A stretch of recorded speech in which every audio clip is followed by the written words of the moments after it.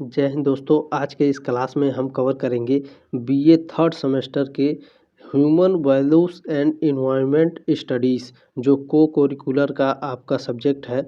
उस सब्जेक्ट के अंतर्गत ये आता है दोस्तों human values and environmental studies. यह पेपर 2023 का है दोस्तों, ठीक है। टोटल 100 प्रश्न है इसमें, ठीक है। मोस्ट इम्पोर्टेंट होने वाली है ये क्लास। चाहे आप बीए बीएससी बीकॉम किसी भी कॉलेज के स्टूडेंट हों, थर्ड सेमेस्टर के अगर आप स्टूडेंट हैं दोस्तों, तो यह पेपर आपको देना अनिवार्य है। और यह प्रश्न पत्र आपके लिए बहुत ही महत्वपूर्ण है दोस्तों, ठीक है। 100 क्वेश्चन है, ध्यान से देखिएगा, लास्ट तक ज़रूर देखिएगा, बहुत ही इंपॉर्टेंट होने वाली है।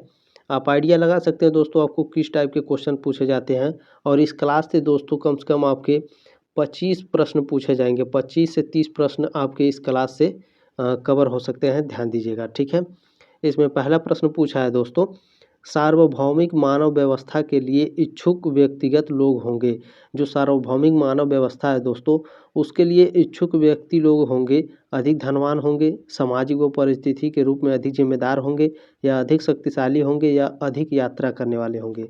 तो पहले का ऑप्शन नंबर इसमें बी है दोस्तों, सामाजिक व परिस्थिति के रूप में अधिक जिम्मेदार होंगे, ठीक है। पहले का ऑप्शन नंबर बी है। अगला प्रश्न देखेंगे दोस्तों, बहुत ही महत्वपूर्ण है। ऑपरेशन गुरिल्ला ग्रीन आंदोलन निम्नलिखित में से किस राज्य में हुआ था। तो दोस्तों दूसरे का ऑप्शन नंबर ए है, ठीक है, उत्तर प्रदेश में हुआ था। सभी प्रश्न को ध्यान से पढ़िएगा दोस्तों, बहुत ही इंपॉर्टेंट है, ठीक है। प्रश्न नंबर 3 इसमें है कि साझा मानव मूल्यों और सामाजिक संबंधों से क्या उत्पन्न होती है। तो क्या उत्पन्न होती है, भक्ति उत्पन्न होती है, विश्वसनीयता उत्पन्न होती है और ईमानदारी उत्पन्न होती है, ठीक है। ऑप्शन नंबर डी है उपरोक्त सभी। अगला प्रश्न क्या कह रहा है दोस्तों, प्रश्न नंबर 4 आपसे पूछ रहा है कि वह कौन सा मूल्य है जो हर समाज कार्यकर्ता को आत्मसात करने की ज़रूरत है। सामाजिक कार्य, पेशे के प्रतिष्ठान, या फिर कर्तव्य परायणता, सकारात्मक दृष्टिकोण। तो दोस्तों ऑप्शन नंबर डी है उपरोक्त सभी, ठीक है। चौथे का ऑप्शन नंबर डी है। याद रखिएगा इस क्लास से दोस्तों प्रश्न पूछे जाएंगे आपके एग्जाम में, तो ध्यान से देखिएगा, ठीक है। और इस क्लास को शेयर ज़रूर कर दीजिएगा अपने दोस्तों के साथ व्हाट्सएप पे। कम से कम अगर आपसे 5 लोग जुड़े हैं तो 5 लोगों को शेयर करिएगा। जितने लोग भी आपके व्हाट्सएप पर जुड़े हैं आपके फ्रेंड, उसको इन क्लास को शेयर ज़रूर करिएगा दोस्तों, ठीक है। इस क्लास को शेयर ज़रूर करिएगा उनके साथ, बहुत ही इंपॉर्टेंट क्लास है ये। प्रश्न नंबर 5 है ये कि सामाजिक विकास किसके फलस्वरूप संभव है। जो समाज का विकास है वह किसके फलस्वरूप संभव है। तो दोस्तों समाज कार्य, पेशे के प्रति ईमानदार हो, ठीक है, ये भी सही है। मूल्यों व नैतिकताओं के साथ कंपनी के प्रति वफादारी से, ठीक है, ये भी सही है दोस्तों। सी है समाज कार्यकर्ताओं की प्रतिज्ञाओं परिणति के फलस्वरूप, ये भी सही है दोस्तों, ठीक है। 5 का ऑप्शन नंबर डी है इसमें उपरोक्त सभी। अगला प्रश्न आपसे पूछ रहा है, आदर्श वफादारी किस पर आधारित होती है। तो आदर्श वफादारी दोस्तों कर्तव्य की भावना पर आधारित होती है और नैतिक प्रतिबद्धता पर आधारित होती है, ठीक है। याद रखिएगा ऑप्शन नंबर सी है उपरोक्त दोनों। प्रश्न नंबर 7 पूछा है दोस्तों, किस प्रकार का न्याय मौजूद है यदि कर्मचारी काम पर अपने संचार में मुक्त, ईमानदार और सत्य है। तो दोस्तों न्याय किस प्रकार का मौजूद है जब कर्मचारी अपने काम और संचार में मुक्त और ईमानदारी से काम कर रहा है, तो वह नैतिक है, ठीक है। याद रखिएगा ऑप्शन नंबर सी है 7 का। अगला प्रश्न आपसे पूछा है दोस्तों, नैतिकता का संबंध किससे है। तो नैतिकता का संबंध दोस्तों सही और गलत से होता है, ठीक है। 8वें का ऑप्शन नंबर सी है। प्रश्न नंबर 9 आपसे पूछा है कि CSR का प्रबुद्ध स्वहित मॉडल क्या है। तो CSR का प्रबुद्ध स्वहित मॉडल होता है दोस्तों, यह एक संगठन का स्वहित है जिसमें वह नैतिकता के स्थान पर स्वयं को प्राथमिकता देता है, ठीक है। 9वें का ऑप्शन नंबर ये है। सभी प्रश्न मोस्ट इम्पोर्टेंट है, ध्यान दीजिएगा दोस्तों, ठीक है। प्रश्न नंबर 10 आपसे पूछा है कि इनमें से कौन सा शहरीकरण का पर्यावरण पर नकारात्मक प्रभाव नहीं है। वनों की कटाई, प्रदूषण, जल का चक्रीकरण, या जैव विविधता का ह्रास। तो दोस्तों जल का चक्रीकरण, ठीक है, जल का चक्रीकरण, शहरीकरण का पर्यावरण पर नकारात्मक प्रभाव नहीं है, ठीक है। 10 का ऑप्शन नंबर सी है। प्रश्न नंबर 11 आपसे पूछा है कि इनमें से कौन सा सूखे का मानव जनित कारण है। सूखे का मानव जनित कारण क्या है दोस्तों? वनों की कटाई करते हैं, बारिश कम होगा, ठीक है। जल की अत्यधिक मांग, ठीक है, अत्यधिक पैदावार, ठीक है, ये तीनों जो है सूखे का मानव जनित कारण है, ठीक है। ऑप्शन नंबर डी है उपरोक्त सभी। कुछ प्रश्न ऐसे होंगे दोस्तों जिसके उत्तर आप स्वयं दे सकते हैं, ठीक है, लेकिन आपको क्या करना होगा कि आपको प्रश्न को बहुत ही ध्यानपूर्वक पढ़ना होगा, ठीक है। प्रश्न नंबर 12 पूछा है दोस्तों, पर्यावरण पर मानव के क्रियाकलापों के प्रभाव के महत्वपूर्ण कारक हैं। तो पर्यावरण पर मानव के क्रियाकलापों के महत्वपूर्ण कारक क्या हैं? तो वातावरणीय स्थितियां होती हैं, ठीक है। 12 का ऑप्शन नंबर सी है। अगला प्रश्न देखेंगे दोस्तों। अगला प्रश्न आपसे कह रहा है कि वर्षा वनों के बड़े क्षेत्रों में पेड़ों को काटने का दीर्घकालिक प्रभाव क्या है? तो इन क्षेत्रों में अत्यधिक वर्षा का होना, क्या यह सही है?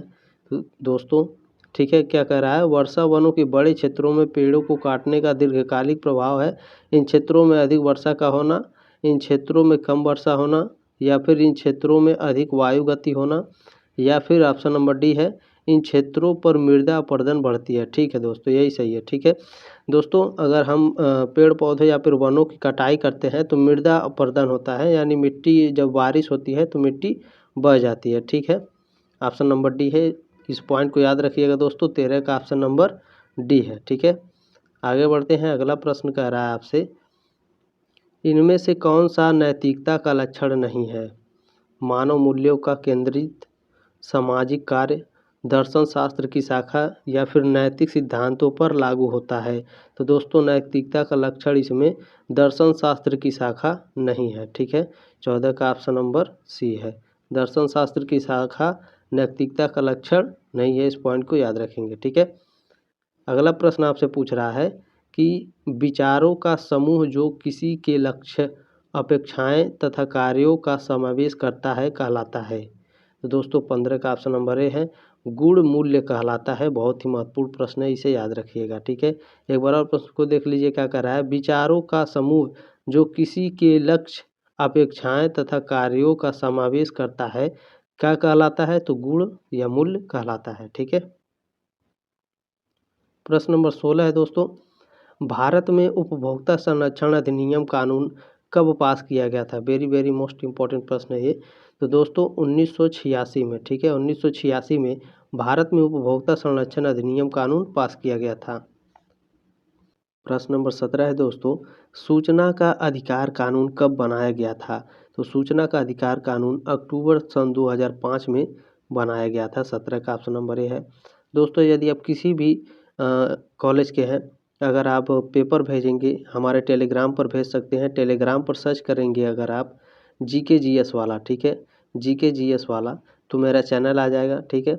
आप मेरे चैनल पर अपना पेपर भेज सकते हैं, मैं उसे जल्द से जल्द सॉल्व कराने का प्रयास करूंगा, ठीक है। किसी भी सेमेस्टर के हो आप और किसी भी कॉलेज के हो, ठीक है, कोई भी सब्जेक्ट हो आप मुझे सेंड कर सकते हैं, मैं उसे सॉल्व कराने का प्रयास करूंगा, जल्द से जल्द लाऊंगा। इससे क्या होता है दोस्तों, और भी जो स्टूडेंट होते हैं उनको हेल्प हो जाता है प्रीवियस ईयर पेपर से, ठीक है। तो इसमें प्रश्न नंबर 18 पूछा है दोस्तों, किन्हें गांधी जी अपने दो फेफड़े कहते थे? तो दोस्तों अहिंसा और सत्य को, ठीक है, गांधी जी अपने दो फेफड़े कहते थे। 18 का बी नंबर सही है। प्रश्न नंबर 19 है दोस्तों, गांधी जी के अनुसार सत्याग्रह का आवश्यक सिद्धांत है पीड़ा के अनंत क्षमता, ठीक है, अहिंसा और सत्य, उपर्युक्त सभी सही है, ठीक है। 19 का ऑप्शन नंबर डी है। अगला प्रश्न आपसे क्या कर रहा है दोस्तों, ध्यान दीजिएगा, स्वराज का गांधी जी के अनुसार क्या अर्थ है? स्वराज का गांधी जी के अनुसार क्या अर्थ है? तो इनके अनुसार अर्थ है दोस्तों स्वशासन, ठीक है। 20 का ऑप्शन नंबर सी सही है। अगला प्रश्न आपसे पूछा है, प्रश्न नंबर 21 पूछा है आपसे कि शिक्षा से मेरा अभिप्राय बच्चे और मनुष्य के सर्वांगीण विकास से है, शरीर मस्तिष्क और आत्मा, यह कथन किसका है? तो यह कथन है दोस्तों महात्मा गांधी जी का, ठीक है। 21 का ऑप्शन नंबर भी है। प्रश्न को ध्यान से देखिएगा दोस्तों, ठीक है। ऐसा होता है कि सेम प्रश्न आपके क्वेश्चन पेपर में आ जाता है, ठीक है, तो ध्यान से देखिएगा सभी प्रश्न। प्रश्न नंबर 22 है, मानव मूल्य इनके लिए आवश्यक है।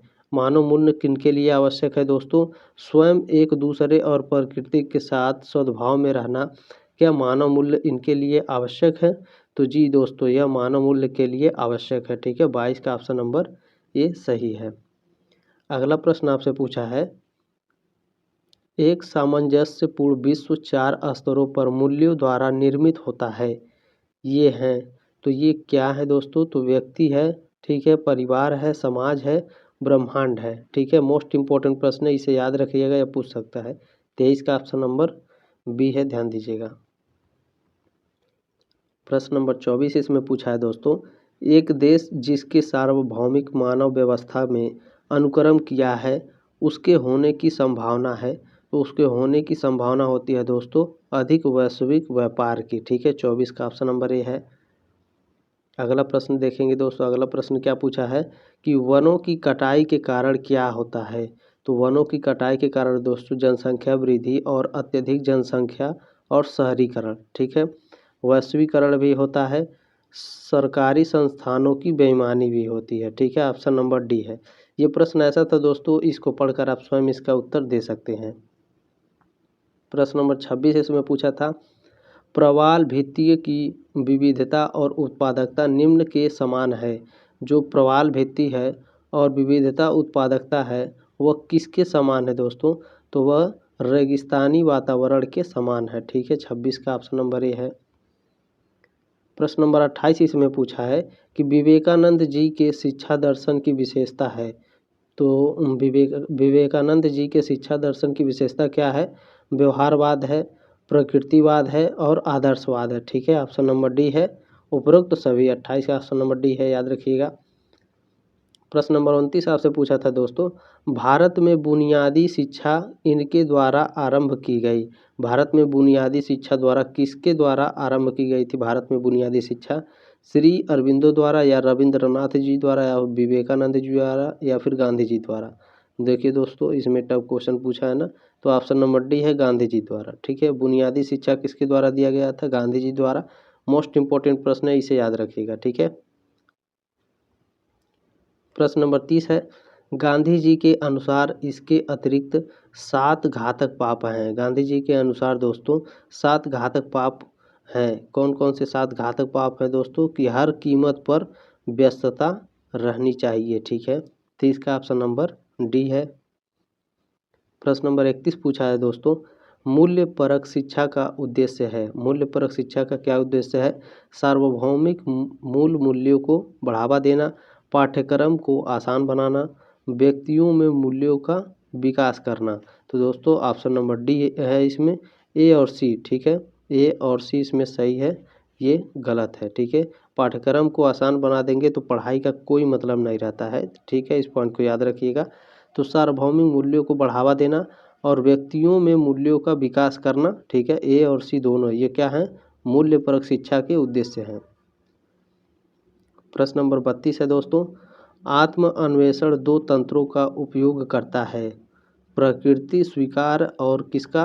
तो प्रकृति स्वीकार और प्रयोगात्मक सत्यापन का। मोस्ट इंपॉर्टेंट प्रश्न है, इसे याद रखिएगा। प्रश्न नंबर 33 इसमें पूछा है दोस्तों, सह अस्तित्व का अर्थ है। सह अस्तित्व का अर्थ होता है दोस्तों साथ में रहना। ठीक है, 33 का ऑप्शन नंबर ए है। प्रश्न नंबर 34 पूछा है दोस्तों, बहुत से मानव मूल्य अच्छे और सही इसके द्वारा प्रतीत होते हैं। बहुत से मानव मूल्य अच्छे और सही किसके द्वारा प्रतीत होते हैं? सकारात्मक भावनाओं के द्वारा, आंतरिक प्रसन्नता के द्वारा, प्राकृतिक स्वीकार के द्वारा। ठीक है, ऑप्शन नंबर डी है, उपरोक्त सभी। जब भी आप एग्जाम देंगे दोस्तों तो प्रश्न को बहुत ही ध्यानपूर्वक पढ़िएगा। ठीक है, उत्तर आपको स्वयं मिल जाएंगे। प्रश्न नंबर 35 है दोस्तों इसमें, कि पेशेवर नैतिकता में क्षमता का अर्थ होता है। क्षमता का अर्थ क्या होता है? पेशेवर नैतिकता में क्षमता का अर्थ क्या होता है? शक्ति का प्रभावी ढंग से उपयोग करने की क्षमता। ठीक है, सार्वभौमिक मानव व्यवस्था को बढ़ावा देना। ठीक है, आगे प्रश्न आगे पूछा है दोस्तों, अगला है कि लाभ करने की क्षमता। तो क्या यह सही है? तो इसमें दोस्तों कौन सा सही है? पेशेवर नैतिकता में क्षमता का अर्थ क्या होता है? तो दोस्तों ऑप्शन नंबर इसमें डी है। ठीक है, बी और सी दोनों सही है, ये गलत है। ठीक है, सार्वभौमिक मानव व्यवस्था को बढ़ावा देना और लाभ करने की क्षमता क्या होती है? पेशेवर नैतिकता के क्षमता का अर्थ होता है। ठीक है, इस पॉइंट को याद रखेंगे। प्रश्न नंबर 36 इसमें पूछा है संबंधों के लिए मूल्य महत्वपूर्ण है, इसमें शामिल है। संबंधों के लिए मूल्य महत्वपूर्ण है, इसमें शामिल है। तो दोस्तों ऑप्शन नंबर सी है, अखंडता और चरित्र शामिल है। 36 का ऑप्शन नंबर सी है। प्रश्न नंबर 37 पूछा है दोस्तों, बोध और समझ के परिणाम क्या हैं? तो बोध और समझ के परिणाम होते हैं दोस्तों मूल्य। ठीक है, 37 का ऑप्शन नंबर बी है। प्रश्न नंबर 38 आपसे पूछा है कि कौन संज्ञान में लेता है कि क्या सही है और क्या गलत है?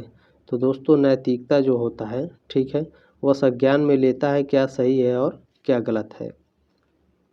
अगला प्रश्न आपसे पूछा है, प्रश्न नंबर 39 है दोस्तों, कर्मचारियों की उनके संगठन के प्रति वफादारी से क्या संबंधित है? उनके वफादारी से संबंधित होता है संगठन। ठीक है, 39 का ऑप्शन नंबर बी है। प्रश्न नंबर 40 है दोस्तों, पंथ निरपेक्षता का अर्थ है। पंथ निरपेक्षता का अर्थ क्या होता है? मूल्य, तथ्य और विज्ञान पर आधारित है। ठीक है, यह क्या है? पंथ निरपेक्ष का अर्थ होता है। ठीक है, 40 का ऑप्शन नंबर बी है। अगला प्रश्न है दोस्तों, प्रश्न नंबर 41 देखेंगे, पारिस्थितिकी के अध्ययन से संबंधित है। पारिस्थितिकी के अध्ययन से क्या संबंधित है? तो जीवित और गैर जीवित घटकों के बीच पारस्परिक संबंध क्या होता है? पारिस्थितिकी का अध्ययन होता है। इस पॉइंट के याद रखिएगा। 41 का ऑप्शन नंबर सी है। प्रश्न नंबर 42 पूछा है दोस्तों, सतत विकास की अवधारणा संबंधित है किससे? सतत विकास की अवधारणा किससे संबंधित है? तो संपूर्ण संसाधन से संबंधित होता है। ठीक है, 42 का ऑप्शन नंबर बी है। अगला प्रश्न देखेंगे, प्रश्न नंबर 43 पूछा है दोस्तों, कार्बेट राष्ट्रीय उद्यान के मध्य से गंगा की कौन सी सहायक नदी बहती है? जिम कार्बेट राष्ट्रीय उद्यान से दोस्तों मध्य से यानी बीच से गंगा की कौन सी सहायक नदी बहती है? तो दोस्तों रामगंगा और कोसी दोनों बहती है। ठीक है, इस पॉइंट को याद रखिएगा, इंपॉर्टेंट है। प्रश्न नंबर 43 का सी है। प्रश्न नंबर 44 है दोस्तों, ग्लोबल वार्मिंग का निम्नलिखित में से कौन सा कारक है? ग्लोबल वार्मिंग का कौन सा कारक है दोस्तों? तो रेडियोधर्मीकरण। ठीक है, 44 का ऑप्शन नंबर ए है। दोस्तों जब आपका एग्जाम हो जाएगा, ठीक है, तो क्वेश्चन पेपर जरूर सेंड करिएगा हमारे टेलीग्राम पर। चाहे आप PDF बनाकर भेज सकते हैं या फिर फ़ोटो अच्छे से खींच कर भेज सकते हैं। ठीक है, मैं उसे एनालिसिस करवा दूंगा, आपके कितने प्रश्न सही हुए हैं आप देख लीजिएगा। टेलीग्राम पर क्या सर्च करना है दोस्तों? GK GS वाला। ठीक है, GK GS वाला सर्च करेंगे तो मेरा टेलीग्राम चैनल आ जाएगा, आप उस पर अपना पेपर सेंड कर सकते हैं। प्रश्न नंबर 45 है, निम्नलिखित में से कौन सा प्राकृतिक संसाधन है? तो दोस्तों जल जो होता है वह प्राकृतिक संसाधन है। ठीक है, मैंने कहा था ना कुछ प्रश्न ऐसे होंगे जिसको पढ़कर आप स्वयं उत्तर दे सकते हैं। कार क्या प्राकृतिक संसाधन है? बस या पार्क? नहीं, ये जो तीनों हैं कार, बस और पार्क, ये मानव निर्मित है। ठीक है, याद रखिएगा। अगला प्रश्न है, प्रश्न नंबर 46 इसमें पूछा था दोस्तों, ध्यान दीजिएगा। प्रश्न नंबर 46 है, यदि हम अपघटक को पूरी तरह से एक पारिस्थितिकी तंत्र से हटा दें तो किस वजह से इससे कामकाज पर विपरीत असर पड़ेगा? तो दोस्तों खनिज गति अवरुद्ध हो जाएगी। ठीक है, 46 का ऑप्शन नंबर ए है।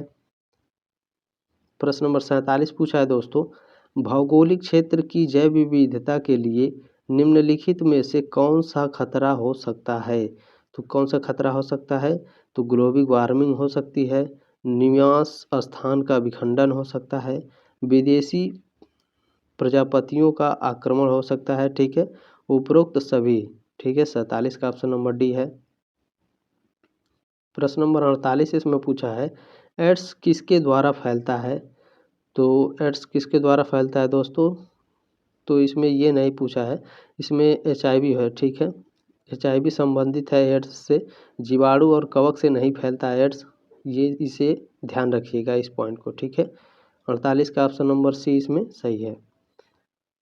प्रश्न नंबर 49 पूछा है, आप निम्नलिखित में से किस पर ऊर्जा दक्षता स्टार लेवल के ब्यूरो चिप्पी की पता लगा सकते हैं? तो किस पर पता लगा सकते हैं? तो छत के पंखों पर पता लगा सकते हैं। ठीक है, इलेक्ट्रिकल जो गीजर होते हैं उस पर पता लगा सकते हैं, जो ट्यूबुलर फ्लोरोसेंट लैंप होता है उस पर भी हम ये स्टार लेवल ब्यूरो चिप्पी का पता लगा सकते हैं, जो ऊर्जा दक्षता के द्वारा होता है। यानी उपरोक्त सभी है। ठीक है, 49 का ऑप्शन नंबर डी है। प्रश्न नंबर 50 है। जो प्रश्न आपको समझ में नहीं आता दोस्तों, आप वीडियो को रोक करके आराम से पढ़ सकते हैं। ठीक है, प्रश्न नंबर 50 इसमें है CNG है एक। CNG क्या है दोस्तों? प्राकृतिक ईंधन है, स्वच्छ ईंधन है, हानिकारक ईंधन है, या इनमें से कोई नहीं है? तो CNG क्या है? स्वच्छ ईंधन है। ठीक है, अगला प्रश्न देखेंगे। प्रश्न नंबर 51 पूछा है कि पानी के प्रदूषण के लिए जिम्मेदार है तेल रिफाइनरी, कागज कारखाने, चीनी मिलें। ठीक है, उपरोक्त सभी हैं। 51 का ऑप्शन नंबर डी है। प्रश्न नंबर 52 इसमें पूछा है दोस्तों, क्लोरोफ्लोरोकार्बन का उपयोग किया जाता है रेफ्रिजरेटर में, एयर कंडीशनर में, इत्र में। ठीक है, तो ऑप्शन नंबर डी है दोस्तों, उपरोक्त सभी। दोस्तों इस प्रश्न को ऐसे पूछना चाहिए था इसे कि क्लोरोफ्लोरोकार्बन किसके द्वारा उत्पन्न होता है? तो रेफ्रिजरेटर से भी उत्पन्न होता है क्लोरोफ्लोरोकार्बन, एयर कंडीशनर से भी, और इत्र में भी। जो दोस्तों क्लोरोफ्लोरोकार्बन होता है वो ओजोन परत को हानि पहुंचाता है। इस पॉइंट को भी याद रखिएगा। ठीक है, प्रश्न नंबर 53 इसमें पूछा है दोस्तों, आर्द्र भूमि में पानी हो सकता है ताज़ा हो सकता है, नून खारा हो सकता है, स्थिर हो सकता है, या उपरोक्त सभी? तो दोस्तों 53 का ऑप्शन नंबर डी है, उपरोक्त सभी। ठीक है, आर्द्र भूमि में पानी ताज़ा, नून खारा और स्थिर भी हो सकता है। इस पॉइंट को याद रखेंगे। प्रश्न नंबर 54 है दोस्तों। प्रश्न नंबर 54 को ध्यान से देखना है। सोशल मीडिया तथा इंटरनेट का नकारात्मक प्रभाव क्या है? जो सोशल मीडिया और इंटरनेट है उसका नकारात्मक प्रभाव क्या है? तो दोस्तों इसे तथ्यों को तोड़ने मरोड़ने तथा लोगों को आहत करने के लिए प्रयोग किया जाता है। ठीक है, और 54 का ऑप्शन नंबर ये है। प्रश्न नंबर 55 है दोस्तों, स्रोत ज्ञान के बिना स्रोत के साथ साक्षात्कार की इलेक्ट्रॉनिक रिकॉर्डिंग है। तो दोस्तों ऑप्शन नंबर ए है इसमें, कुटिल और अनुचित। मोस्ट इम्पॉर्टेंट है दोस्तों, इसे नोट करिएगा। ठीक है, स्रोत ज्ञान के बिना स्रोत के साथ साक्षात्कार की इलेक्ट्रॉनिक रिकॉर्डिंग क्या है? कुटिल और अनुचित है। इस पॉइंट को याद रखेंगे। प्रश्न नंबर 56 इसमें पूछा है, जनसंपर्क के नैतिक मुद्दों में निम्नलिखित में से कौन सा शामिल नहीं होगा? तो दोस्तों भ्रामक छाप दे रहा है, यह शामिल नहीं होगा। 56 का ऑप्शन नंबर ए है। प्रश्न नंबर 57 दोस्तों पूछा है, पसंद और समग्र की स्थिति और मन की एक ऐसी स्थिति जो सद्भाव पैदा करती है क्या है? समृद्धि है, आनंद है, सहजता है, या स्वप्रबंधित है?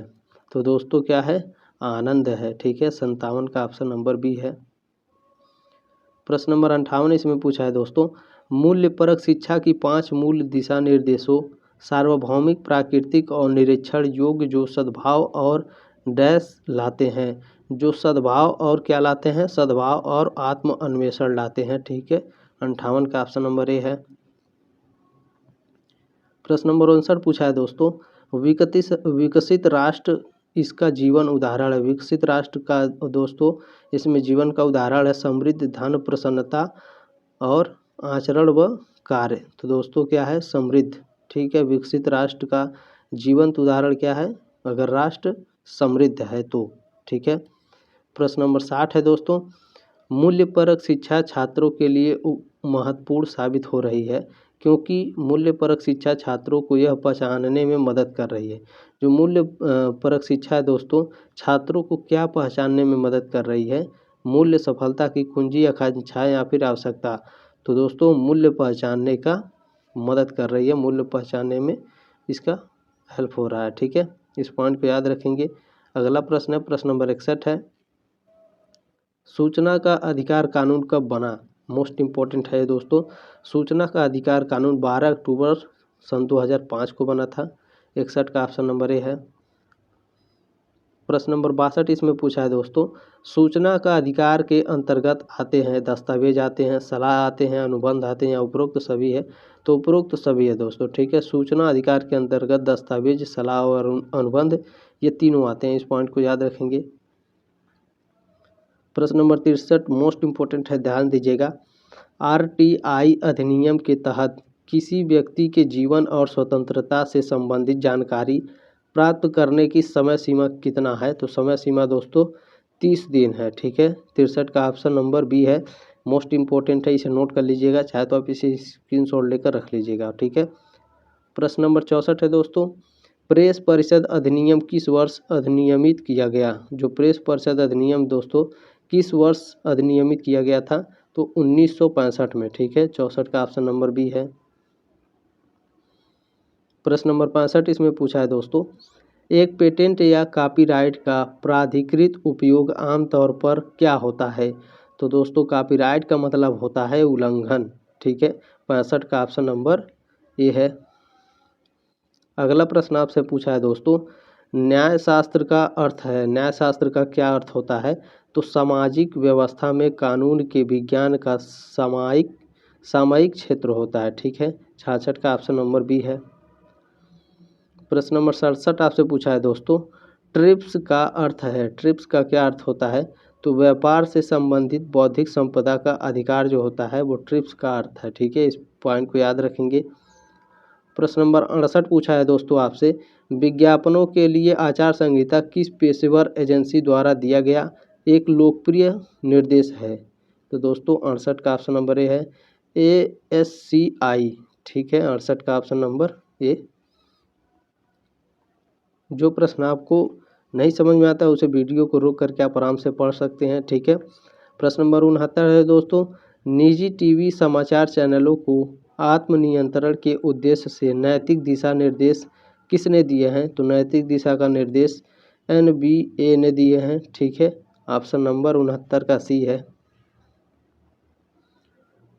प्रश्न नंबर 70 है दोस्तों मैं एक बात बता दूं, ये जो प्रश्न पत्र है मैं इसका एनालिसिस करवा दूंगा अच्छे से। ठीक है, इसका मैं कमेंट बॉक्स में कमेंट करिएगा, मैं जो ये पेपर है इसका एनालिसिस करवा दूंगा नोट्स के साथ। ठीक है, पूरे नोट्स के साथ बाकायदा इसे मैं समझा दूंगा प्रश्न पत्र को, आप कमेंट बॉक्स में कमेंट करिएगा। ठीक है, प्रश्न नंबर 17 है, न्यूज ब्रॉडकास्ट एसोसिएट के दिशा निर्देशों के अनुसार ब्रॉडकास्ट प्रति समाचार दिन में अधिकतम कितने ताज़ा सामान्य मनोरंजन फ्रूट्स प्रसारित कर सकता है? तो दोस्तों ऑप्शन नंबर इसमें कौन सा है? 70 का ऑप्शन नंबर है, 8 मिनट कर सकता है। ठीक है, 70 का ऑप्शन नंबर ये है, 8 मिनट कर सकता है। इस पॉइंट को याद रखिएगा, इंपॉर्टेंट है, ये आएगा। ठीक है, प्रश्न नंबर 71 इसमें पूछा है दोस्तों, आकाशवाणी पर व्यक्तियों द्वारा प्रसारित किए जाने वाले प्रसारण में किसकी अनुमति नहीं होती है? तो दोस्तों दर्शकों को मिथक और पौराणिक विचारों से जोड़ने की इसमें क्या होती है? अनुमति नहीं होती है। ठीक है, 71 का ऑप्शन नंबर बी है। प्रश्न नंबर 72 है दोस्तों, एक सार्वजनिक सेवा प्रसारक क्या है? तो दोस्तों दूरदर्शन और रेडियो स्टेशन जो सार्वजनिक प्रसारण करता है वो क्या है? एक सार्वजनिक सेवा प्रसारक है। ठीक है, 72 का ऑप्शन नंबर ए है। प्रश्न नंबर 73 है इसमें, पत्रकार नैतिक संहिताओं में कौन सा विषय शामिल नहीं है? पत्रकार नैतिक संहिताओं में कौन सा विषय शामिल नहीं है? तो छल विषय शामिल नहीं है। ठीक है, ऑप्शन नंबर बी है 73 का। प्रश्न नंबर 74 है, भारत में पत्रकारिता के मुद्दे हैं। तो भारत में पत्रकारिता के मुद्दे हैं, पत्रकारिता में नैतिकता का क्षरण होता है। ठीक है, पक्षपातपूर्ण रिपोर्टिंग भी होती है, अभिव्यक्ति की स्वतंत्रता का दुरुपयोग होता है। ठीक है, ऑप्शन नंबर डी है उपरोक्त सभी, ये सभी होता है। मोस्ट इम्पोर्टेंट प्रश्न है ये। ठीक है, जो न्यूज चैनल वाले होते हैं दोस्तों जो वो अभिव्यक्ति की स्वतंत्रता का बहुत ही ज़्यादा दुरुपयोग करते हैं। ठीक है, उन्हें बोलने की आज़ादी क्या मिली है, बहुत कुछ बोल जाते हैं। प्रश्न नंबर 75 है, जाब प्रेस संदर्भित करता है, जो जाब प्रेस है क्या संदर्भित करता है दोस्तों? सरकारी प्रेस को संदर्भित करता है। 75 का ऑप्शन नंबर बी है। प्रश्न नंबर 76 है, शोध में साहित्यिक चोरी है, शोध में साहित्यिक चोरी क्या है? तो ऑप्शन नंबर डी है दोस्तों, शोध में साहित्यिक चोरी होता है कि पिछले डेटा का संदर्भ लेना और उस पर नए उद्देश्य के साथ काम करना। ठीक है, अगला प्रश्न देखेंगे, प्रश्न नंबर 77 इसमें पूछा है, कॉपीराइट कानून के अनुसार उचित उपयोग कॉपीराइट कार्यों के सीमित उपयोग की अनुमति देता है। दोस्तों ऑप्शन नंबर बी है, इसमें शैक्षिक उद्देश्य की अनुमति देता है। 77 का ऑप्शन नंबर बी है। प्रश्न नंबर 78 है दोस्तों, विषय के अनुसार डिजिटल युग में इस तथ्य से संबंधित मीडिया नैतिकता के मुद्दों को उठाया है। इंटरनेट पत्रकार जो होते हैं प्रिंट पत्रकारों से बेहतर होते हैं, ठीक है। हर कोई इंटरनेट का प्रयोग नहीं कर सकता है, ठीक है, इस पॉइंट को भी याद रखेंगे। प्रश्न नंबर ऑप्शन नंबर सी इसमें है, इंटरनेट असीमित जानकारी की एक धारा प्रदान करती है, यानी ऑप्शन नंबर डी है, ठीक है। 78 का ऑप्शन नंबर डी है, उपरोक्त सभी। प्रश्न नंबर 69 है दोस्तों, अजीम प्रेमजी कौन है? तो अजीम प्रेमजी विप्रो के संस्थापक हैं। 79 का ऑप्शन नंबर ए है। प्रश्न नंबर 80 इसमें पूछा है दोस्तों, दानशील संस्थान द गिविंग प्लेज के सह संस्थापक कौन है? मोस्ट इम्पोर्टेंट प्रश्न है दोस्तों, ठीक है। द गिविंग प्लेज के सह संस्थापक कौन है? बिल गेट्स है। 80 का ऑप्शन नंबर ए है। प्रश्न नंबर 81 पूछा है दोस्तों, व्यक्ति प्रदूषण को नियंत्रण कर सकते हैं। व्यक्ति प्रदूषण को नियंत्रण कर सकते हैं, कैसे नियंत्रण कर सकते हैं? तो पॉलीथीन का प्रयोग नहीं करके, ठीक है, विद्युत यानी बिजली बचाकर, जल का व्यर्थ बहाना रोक कर, ठीक है, उपरोक्त सभी है। ऑप्शन नंबर डी है 81 का। प्रश्न नंबर 82 इसमें है, चक्रीय अर्थव्यवस्था के लिए क्या सही है? चक्रीय अर्थव्यवस्था के लिए क्या सही है दोस्तों? तो चक्रीय अर्थव्यवस्था के लिए चक्रीय अर्थव्यवस्था चक्रीकरण को पुनः बढ़ावा देती है, ठीक है। ऑप्शन नंबर सी इसमें सही है। अगला प्रश्न पूछा है, प्रश्न नंबर 83 पूछा है, चक्रीय अर्थव्यवस्था का लाभ है। चक्रीय अर्थव्यवस्था का क्या लाभ है? तो पर्यावरण अनुकूल रहता है, अधिक रोजगार परक होती है, कम घातक होता है, ठीक है। ऑप्शन नंबर डी है, उपरोक्त सभी। प्रश्न नंबर 84 इसमें पूछा है, चक्रीय अर्थव्यवस्था बढ़ावा देती है। चक्रीय अर्थव्यवस्था किसको बढ़ावा देती है? सततता को, दीर्घकालिकता को, पुनः प्रयोग व चक्रीकरण को भी बढ़ावा देती है, यानी ऑप्शन नंबर डी है, उपरोक्त सभी। 84 का ऑप्शन नंबर डी है। प्रश्न नंबर 85 में पूछा है दोस्तों, इनमें से कौन सा सही नहीं है? इनमें से कौन सा सही नहीं है दोस्तों? ध्यान दीजिएगा, इनमें से जो है वो ऑप्शन नंबर बी सही नहीं है, ठीक है। पारंपरिक ज्ञान पुराना और स्थिर है, यह सही नहीं है। बाकी इसमें सब सही है, ध्यान से पढ़ लीजिएगा, ठीक है। प्रश्न नंबर 86 इसमें है दोस्तों, अंतः स्थान संरक्षण में शामिल है। अंतः स्थान संरक्षण में क्या शामिल है दोस्तों? राष्ट्रीय उद्यान शामिल है, ठीक है, वन्य जीव अभ्यारण्य भी शामिल है और जैवमंडल रिजर्व भी शामिल है। ऑप्शन नंबर डी है, उपरोक्त सभी। प्रश्न नंबर 87 है दोस्तों, संयुक्त राष्ट्र संघ ने कितने सतत विकास के लक्ष्य अपनाए हैं? संयुक्त राष्ट्र संघ ने दोस्तों कितने सतत विकास के लक्ष्य को अपनाए हैं? तो 17, ठीक है, 17 सतत विकास के लक्ष्य को अपनाए हैं संयुक्त राष्ट्र संघ ने। मोस्ट इंपॉर्टेंट प्रश्न ये आएगा जरूर, इसे आप लिख लीजिए, चाहे तो स्क्रीनशॉट लेकर रख लीजिएगा, ठीक है। प्रश्न नंबर 88 है, राष्ट्रीय हरित न्यायाधिकरण की स्थापना की गई। राष्ट्रीय हरित न्यायाधिकरण की स्थापना कब की गई थी? तो 18 अक्टूबर सन 2010 में, ठीक है। 88 का ऑप्शन नंबर ए है। प्रश्न नंबर 89 है दोस्तों, राष्ट्रीय हरित न्यायाधिकरण के विषय में क्या सत्य नहीं है? तो दोस्तों यह एक संवैधानिक संस्था है, यह सत्य नहीं है, ठीक है। 89 का ऑप्शन नंबर बी है। प्रश्न नंबर 90 है दोस्तों, क्रॉस निर्भरता पहल है। क्रॉस निर्भरता पहल क्या है? तो क्षेत्रों, बैंकों और कंपनियों के लिए जलवायु जोखिम विश्लेषण में विशेषज्ञता वाला वैश्विक संगठन होता है। यह क्रॉस निर्भरता का पहल है, ठीक है। 90 का ऑप्शन नंबर ए सही है। प्रश्न नंबर 91 है दोस्तों, हाल ही में पक्षी महोत्सव किसके द्वारा आयोजित किया गया था? तो दोस्तों भरतपुर राष्ट्रीय उद्यान के द्वारा, ठीक है। ऑप्शन नंबर ए है 91 का।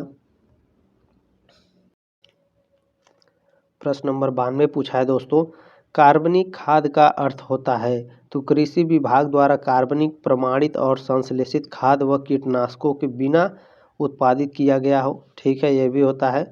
और आनुवांशिक रूप से संशोधित जीवों से रहित हो, ठीक है, यह भी कार्बनिक खाद का अर्थ होता है।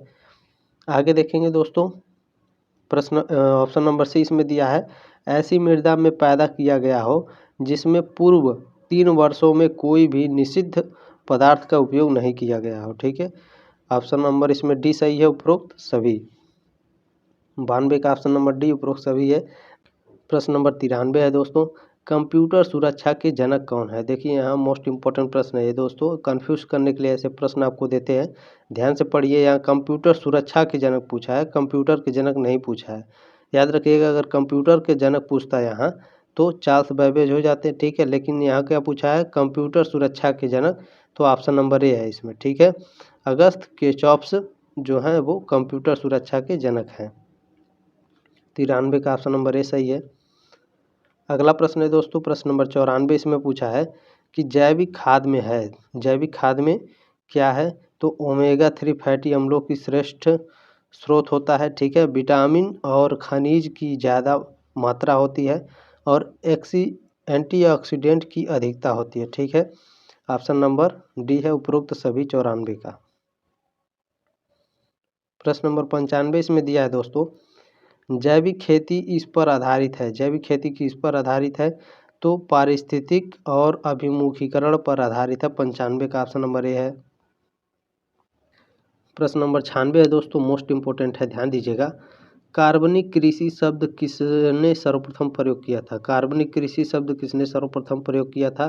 तो वाल्टर जेम्स नॉर्थबोर्न ने सर्वप्रथम प्रयोग किया था। 96 का ऑप्शन नंबर बी है। प्रश्न नंबर 97 पूछा है, किन राज्यों को कार्बनिक घोषित किया गया है? किन राज्यों को कार्बनिक घोषित किया है दोस्तों? सिक्किम, उत्तरांचल या फिर केरल को? तो दोस्तों 97 का ऑप्शन नंबर सी है, ठीक है। सिक्किम और उत्तरांचल को कार्बनिक घोषित किया गया है, कार्बनिक राज्य घोषित किया गया है। इस पॉइंट को याद रखेंगे, बहुत इंपॉर्टेंट प्रश्न है। 97 का ऑप्शन नंबर सी है, ठीक है। ये एक ऑप्शन में केवल एक ही दे सकता है, ठीक है। जैसे मान लीजिए यहाँ इस टाइप के क्वेश्चन पूछा है तो अगली बार हो सकता है ये उत्तरांचल ना दे, ठीक है, और ये ना दे यहाँ पर, या फिर उत्तर प्रदेश दे दे, ठीक है। उत्तर प्रदेश यहाँ पर बिहार दे दे, ठीक है, इस टाइप के पूछ सकता है। तो इन दोनों राज्यों को याद रखिएगा, किन राज्यों को कार्बनिक घोषित किया गया है? सिक्किम और उत्तरांचल को। प्रश्न नंबर 98 दोस्तों इसमें पूछा है, किसने कहा है नवयुवकों को नौकरी मांगने के स्थान पर नौकरी उत्पन्न यानी देने करने वाले बनाने की आवश्यकता है, उत्पन्न करने वाले की आवश्यकता है? यह किसने कहा था? तो दोस्तों यह कहा था एपीजे अब्दुल कलाम ने, ठीक है। 98 का ऑप्शन नंबर बी है।